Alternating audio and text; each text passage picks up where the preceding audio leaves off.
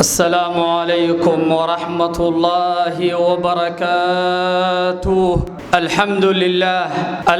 لله نحمده ونستعينه ونستغفره ونعوذ بالله من شرور أنفسنا وسيئات أعمالنا. إنه من يهده الله فلا مضل له ومن يضلل فلا هادي له. وأشهد أن لا إله إلا الله وحده لا شريك له.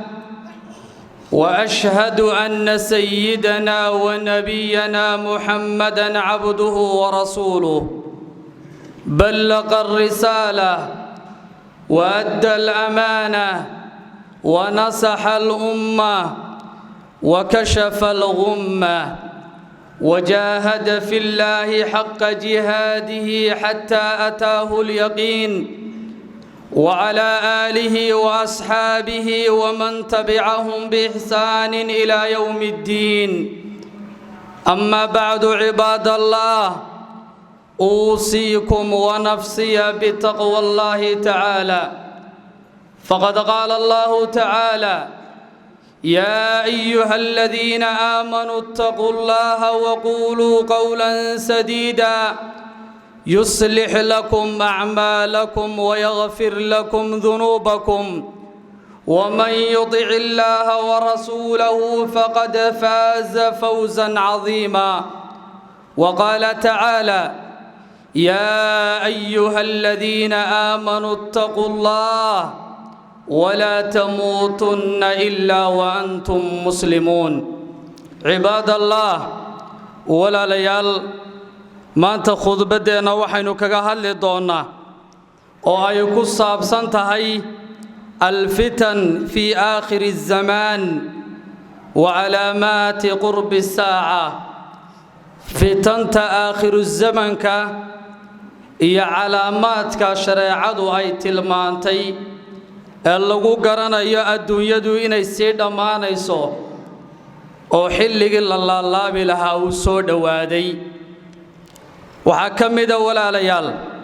fitinta aakhiru zamanka ugu waaweyn tusinaysana calaamaadka saacadda qiyaamaha in ay soo dhawaatay kathratul qitaali bayna almuslimiin. muslimiinta dhexdooda oo dagaalku uu ku bato oo muslimiintu ay islaayaan dhiigoodana ay dhexdooda xalaashadaan waxay ka mid tahay waxyaabaha lagu garanayo in adduunyadu galab carrow ay tahay oo markaasi waqtigeedu gabagaba uu yahay. waxaa ku sugan xadiidkii imaamu axmed uu soo saarayay sanadkiisuna uu saxiix ahaa من حديث أبي موسى الأشعري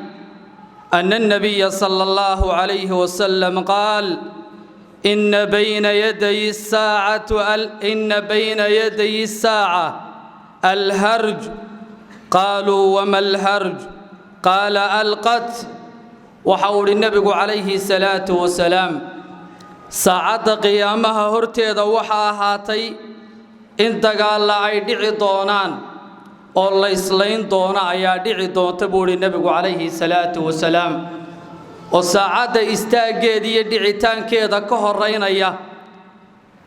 waxa uu rasuulku sallallahu alayhi wasallam: innahu laysa biqatlikum almushrikiin. dagaalada dhacaya maaha in muslimiintu gaalada ay la dagaalamayaan. taasi maaha buu rasuulku yiri salawaatu rabbi wa salaamu alayhi. ولكن وحوي دجالك دعي دونا الساعة قيامها كهرين دونا علامات كذا إنه تصينا يكمدا وإن مسلمين تبركود ببركة كلا عيلايان أودي جودا يحلاشدان إلى يوحول رسولك صلى الله عليه وسلم: يقتل الرجل جاره ويقتل أخاه ويقتل عمه ويقتل ابن عمه. إلى أي دعوة نينكو إنو دلو ضدك الله جاركا إن جاركي صدقالك وكبلابو. إلى أي دعوة الرسول صلى الله عليه وسلم قفكو إنو دلو ولالكي walaalkii xagga kale ka soo jeeda isna xagga uu ka soo jeeda markaas wuxuu u quurayaa in walaalkii uu dilo oo dhiigiisa uu qubo waxa uu nabigu calayhi salaatu wasalaam ilaa ay dhacdo inuu qofku adeerkii uu dilo oo inanka ilma adeerka yihiin uu dilo waxa uu xabiibku salawaatu rabbi wa salaamu calayhi dagaalada noocaasa ee qaraabada xataa dhixdooda saameynaya ayaa kamid ah calaamaadka saacada ee waxa weeyaan ka horeeya saacada qiyaamaha dhicitaankeeda saxaabadu waxay yiraahdeen wa ma'ana uquluna yawma idin nabi allah maalinta miyaananu aqli lahayn markan walaalkayl aanu dilayno ee adeerkay aanu dilayno ee inankii aanu ilma adeerka ahayn aanu dilayno maalinta miyaanu aqli jirin oo aqliga iyagu maalinta xagga buu qabtay waxa uu nabigu calayhi salaatu wasalaam uquushi caadiga ahayd ee wax kala garanaysay dadka waqtiga nool waa laga siibayaa waxaad moodaa maanta inuu nabigu tilmaamayo salawaatu rabbi wa salaamuhu calayhi dadkana aqligoodu waxa weeyaan wax ka qabanaya ma noqonayo dadka badankoodu waxay isleeyihiin bulshada xilliga nool waa bulsho aqli leh ayay u maleynayaan walaysu ala shay buu nabigu calayhi salaatu wasalaam waxna kuma sugna oo aqli caadiya ma laha waa ka qaraabadiisii aqligoodu uu badbaadin kari waayay ee dhiigoodii ay ilaalin kari waayeen waxa kale oo nabigu calayhi salaatu wasalaam uu inoo tilmaamay walaalayaal xadiis kale oo imaam muslim uu soo saarayo fitnada ugu khatarsan ee aakhir zamanka dhici doonta in ay tahay dagaalada muslimiintu ay isdilayaan waxa rasuulku leeyahay salawaatu rabbi wa salaamuhu calayhi والذي نفسي بيده لا تذهب الدنيا حتى يأتي على الناس يوم لا يدري القاتل لما قتل ولا المقتول فيما قتل وحول رسولك صلى الله عليه وسلم الله نفتيده هيا أيام كدارته الدنيا للرغم ما يؤبى به ميسو إلى ضدك مالين أي صومرته مالين تاسو كوحدل dadku ay islayn doonaan islayntaana aanu garanaynin qofkii wax dilay waxa uu ku dilay walaalkiisan kale dilayda maxaad ku dishay muxuu ka haystay maxaa lagaaga qaadaayad ku dilaysay ma garanayo waxa laaliyo wuxuu ku dilayay waa maalinta baa nabigu sallallahu alayhi wasallam kii la dilayna aanu garanaynin waxa lagu dilay marka ilaahay la horgeeyay maxaa lagu soo dilay ee naftaadii ay ku soo baxday adduunyadii dhiigaagu ku soo qubtay waxa uu ku jawaabo ma garanayo waxa uu leeyahay wax la igu dilay garan maayo marka waxaad garanaysaa halka in dagaaladaasi ay yihiin wax shariicadii islaamka khilaafsan uquushi bil aadamkuna ay dhimatay oo qof damqanaya aanu jirin waxa ay saxaabadii rasuulka ku yiraahdeen nabi allah arintaasi siday u dhacaysaa waxa uu nabigu calayhi salaatu wasalaam dilka ayaa farabadanaya ka wax dilay iyo ka la dilay labaduba waa ahlu naar buu nabigu calayhi salaatu wasalaam mar adii laba qof oo muslimiin ay yihiin oo kan la dilaya uu muslim yahay ka wax dilayana uu muslim yahay labadooduna ay u badheedheen dhiiga xalaashigooda oo ka kala naftiisa mid waliba uu xalaashaday labaduba waa ahlu naar buu nabigu calayhi salaatu wasalaam waxa kamid ah rasuulku calaamadaha qiyaamaha in waqtigu uu koobnaado oo barakada laga siibo oo maalintii ay yaraato sanadkii uu yaraado bishii ay yaraato usbuuci uu yaraado oo waqti kooban ay ku soo wada ururaan arrimahaas oo dhami camalkii ilaahay loogu dhawaanayay ayaa nusqaamaya dadka bakhaylnima ayaa dhexdooda lagu soo tuuraya fitanta ayaa dabada u soo baxaysa waa rasuulku salawaatu rabbi wa salaamu calayhi labada xadiis markaynu isdul taagno waxaad moodaa maanta walaalayaal in ay nabigu calayhi salaatu wasalaam uu ka sii waramayo waxaan ognahay wiigii ugu dambeysay sida dhiigga muslimiintu u qubanayay magaaladii laascaanood ee xaggaa ka soo jeeda iyo ka xaggaa ka soo jeedaaba waa muslimiin waxa ka sii daran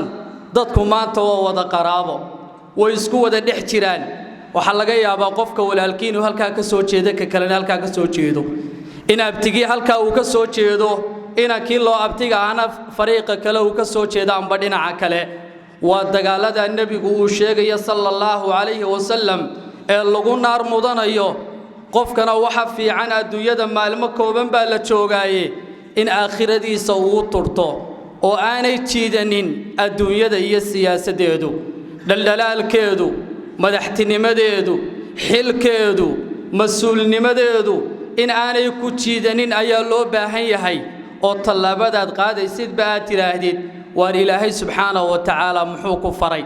waar sidee bay naftaadu ay ku badbaadaysaa qofku markuu naftiisa badbaadiyo ee ilaahay uu ka boqdo ayaa bulshada kalena u badbaadin karaa arrintaasi arrin aad u foolxun weeyaan walaalayaal waxaynu ku talinaynaa inuu soo jeedinaynaa in dagaalka la joojiyo xukuumadda waxaynu leenahay war dagaal xal maaha xabadii wax allaaliya xalay soo jiidaysaa ma jirto haddii la israado maanta wax ku xalliyana cuqdad iyo xumaan ayuunbaa xabaddaa la ridayaa ay nagaga tegaysaa waxaynu u baahannahay in walaaltinimo wax lagu xalliyo oo albaabada naxariista la furo oo sidan si xigmad dhaanta wax lagu xalliyo ayaynu walaalayaal u baahannahay dhiiggaa daadanaya innagoo keliya caqabad inaguma aha dhammaan ummadda dhulka ku nool oo dhan ayaa cadhada ka dhacdaa dhibaato ay ku tahay war dhiigga ha la joojiyo xabadda ha la joojiyo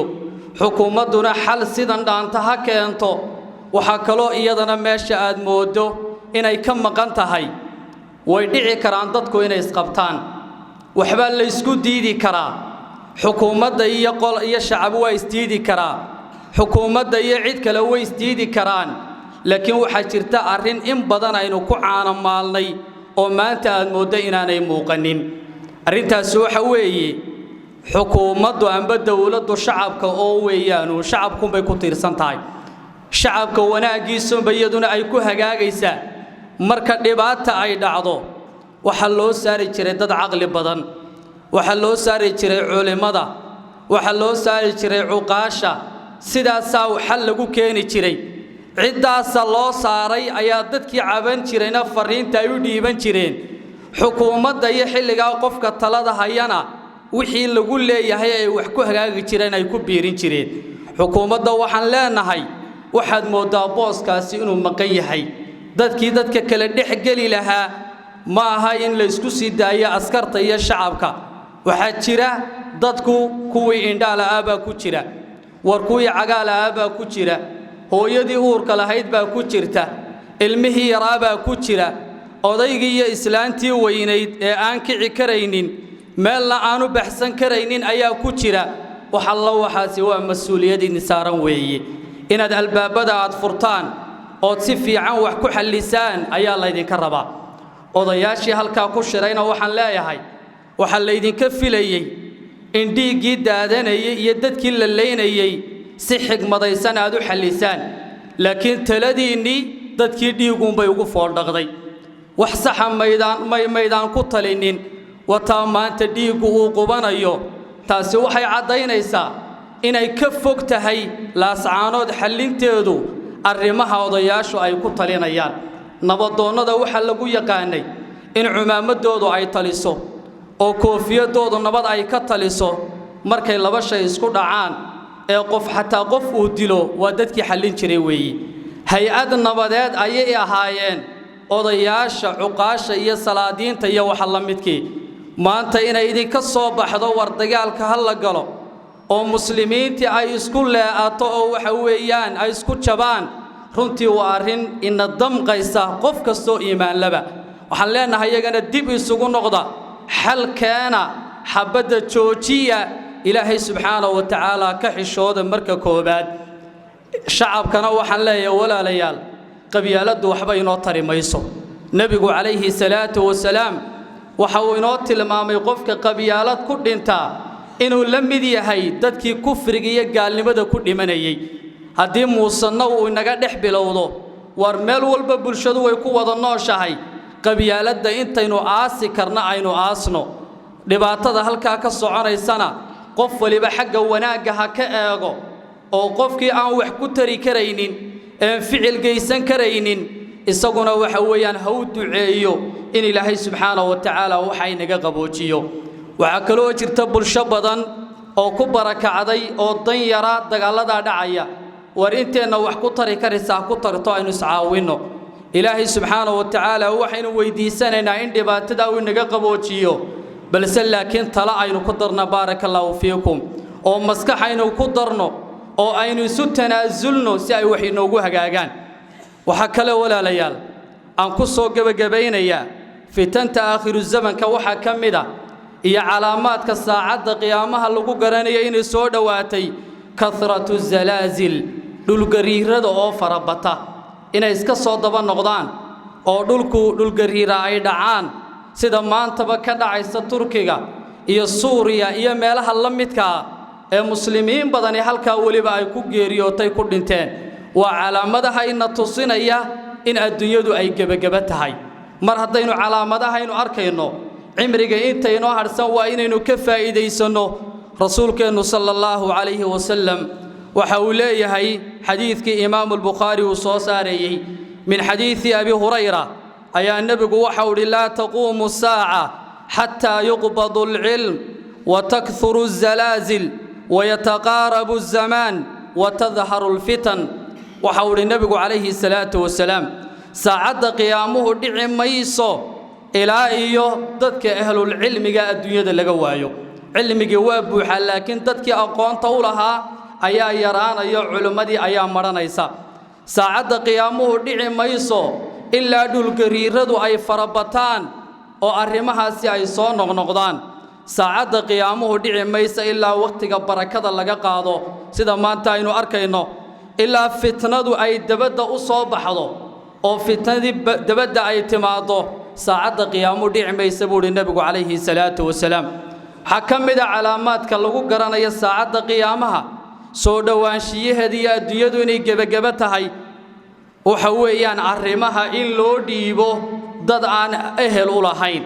dad aan ehel u ahayn in mas'uuliyadda ummadda ay qabtaan amba odayaal ha noqoto amba madax ha noqoto amba culimo ha noqoto inta badan dadka horjooga dadka u noqonaya in ay noqdaan dad aan munaasab ku ahayn waxa ay hayaan waxa ku sugan xadiidkii ibnu maaja uu soo saarayay abi hurayra nabiga uu ka warinaya sallallahu alayhi wasallam rasuulku inuu yiri dadka waxa soo mari doonta sanado waxa weeyaan dagitaan badan oo waxa weeye qiyaamiyo wax badan ay dhici doonaan waxa rasuulku uu yiri yusaddaqu fiha al-kadhib wa yukadhabu fiha as-sadiq qofkii beenaalaha ahaa ayaa waxa loo qaadanaya inuu run sheegayo waa sanadaha nabigu uu tilmaamay sallallahu alayhi wasallam qofkii waxa weeyaan run sheega badnaana waxa bulshada dhexdeedii loo qaadanaya inuu beenaale yahay qofkii khaayinka ahaa ayaa la aaminaya qofkii amaanada lahaana khaayin ayaa loo arkaya waxa ummadda afkooda ku hadli doona dad aan u qalmin buu nabigu yiri sallallahu alayhi wasallam oo waxa weeyaan ummadii matali doona dadkaasoo dadka isku jabinaya aqligooduna aanu talinaynin ayaa arrimihii caamka ahaa gacanta ku qaban doona buu nabigu alayhi salaatu wasalaam uu yaraado oo waqti kooban ay ku soo wada ururaan arrimaha soo dhami amalkii ilaahay loogu dhawaanayay ayaa nusqaamaya dadka bakhaylnima ayaa dhexdooda lagu soo tuuraya fitanta ayaa dabada u soo baxaysa waa rasuulku yiri salawaatu rabbi wa salaamu alayhi labada xadiis markaynu isdul taagno waxaad moodaa maanta walaalayaal in ayuu nabigu calayhi salaatu wasalaam uu ka sii waramayo waxaan ognahay wiigii ugu dambeysay sida dhiiga muslimiintu uu qubanayay magaaladii Laascaanood ee xagga ka soo jeeda iyo ka xagga ka soo jeedaaba waa muslimiin waxa ka sii daran dadku maanta waa wada qaraabo way isku wada dhex jiraan waxa laga yaabaa qofka walaalkiin uu halka ka soo jeeda ka kalena halka ka soo jeedo in abtigi halka uu ka soo jeedo ina kii loo abtiga ana fariiqa kale uu ka soo jeeda amba dhinaca kale ودقالة النبي وشيغي صلى الله عليه وسلم اللغو نار مدنيو قفكنا وحفي عن الدنيا ما المكوبن بالتشوغاي إن آخر دي سوو ترتو وآني تشيدنين الدنيا دي السياسة ديدو دلدلال كيدو مدحتني مديدو حل كيدو مسؤولني مديدو إن آني كتشيدنين أيالو باهي هاي وطلابات قادة سيد بآتي راهدين وار إلهي سبحانه وتعالى محوك فري وار سيدي بين نفتادو أي كبت باديسا قفكم مركو نفتي سبت باديو إلهي أو كبغضو أي بلشدة كلنا أو بدبادين كرا أرين تاسي أرين آدو فولحون ويان ولا ليال وحينو كتلين إنينو سوچي دينينا إدقال كالا جوجيو حكومة وحينو لانهاي واردقال حل ماها حبدي وحلالي وحلي سوچي ديسا مجرتو هدي الله إسرادا ما أنت وحكو حلينا عقددي حمان أيوم بحبدا الرديا أي نجاجت جيسا وحينو باهنهاي إن ولا التنمو وحلقو حليو والبابدا نحريس تلفرو oo sidan si xigmad dhaanta wax lagu xalliyo ayaynu walaalayaal u baahannahay dhiiga daadanaya inagoo kaliya caqabad inagu maaha dhammaan ummadda dhulka ku nool oo dhan ayaa cadhada ka dhacda dhibaato ay ku tahay war dhiiga hala joojiyo xabadda hala joojiyo xukuumaduna xal sidan dhaanta ha keento waxa kaloo iyadana meesha aad moodo inay ka maqan tahay way dhici karaan dadku inay isqabtaan waxba la isku diidi karaa xukuumadda iyo qol iyo shacab way isdiidi karaa xukuumadda iyo cid kale way isdiidi karaan laakiin waxa jirta arrin in badan aynu ku caanamaalnay oo maanta aad moodo inaanay muuqanin arrintaas waxa weeye xukuumaddu amba dawladdu shacabka oo weeyaanu shacabku bay ku tiirsan tahay shacabka wanaagiisu bayaduna ay ku hagaagaysaa marka dhibaato ay dhacdo waxa loo saari jiray dad aqli badan waxa loo saari jiray culimada waxa loo saari jiray cuqaasha sidaas xal lagu keeni jiray ciidaas loo saaray ayaa dadkii caban jirayna fariinta ay u dhiiban jireen xukuumadda iyo xilliga qofka talada hayana wixii lagu leeyahay ay wax ku hagaagi jireen ay ku biirin jireen xukuumadda waxaan leenahay waxaad moodaa booskaasi inuu maqan yahay dadka kale dhexgali lahaa ما هاي إن لسكو سيدايا أسكرت يا شعبك وحجرة ضدكو كوي إندال أبا كوتشرة وركوي عقال أبا كوتشرة هو يدي أورك لهيد با كوتشرته المهي رابا كوتشرة أضيقي إسلانتي وينيد أنك عكرينين ما لا أنو بحسن كرينين أيا كوتشرة وحلا وحاسوا مسؤولية نسارا ويي إن الباب بدأ فرطان أو تصفي عن وحكو اللسان أيا الله يدين كربا odayaashii halka ku shirayna waxaan leeyahay waxa la idin ka filayay in dhiigii daadanayay iyo dadkii la leynayay si xigmadaysan aad u xalisaan laakiin taladiini dadkii dhiiguun bay ugu foordhaqday wax sax maydaan ku talinin wata maanta dhiigu uu qubanayo taasi waxay cadaynaysaa inay ka fog tahay laascaanood xalinteedu arrimaha odayaashu ay ku talinayaan nabadoonnada waxa lagu yaqaanay in cumaamadoodu ay taliso oo koofiyadoodu nabad ay ka taliso markay laba shay isku dhacaan ee qof xataa qof uu dilo waa dadkii xallin jiray weeyi hay'ad nabadeed ayay ahaayeen odayaasha cuqaasha iyo salaadiinta iyo waxa la midkii maanta inay idinka soo baxdo war dagaalka hal la galo oo muslimiintii ay isku leeato oo waxa weeyaan ay isku jabaan runtii waa arrin in damqaysa qof kasto iimaan laba waxaan leenahay iyagana dib isugu noqda xalkeena xabada joojiya ilaahay subxaanahu wa ta'aala ka xishooda marka koobaad shacabkana waxaan leeyahay walaalayaal qabyaaladu waxba inoo tari mayso nabigu calayhi salaatu wasalaam waxa uu inoo tilmaamay qofka qabyaalad ku dhinta inuu la mid yahay dadkii kufriga iyo gaalnimada ku dhimanayay haddii muusanna uu inaga dhex bilowdo war meel walba bulshadu way ku wada nooshahay qabyaaladda intaynu aasi karna aynu aasno dhibaatada halkaa ka soconaysana qof waliba xagga wanaagga ha ka eego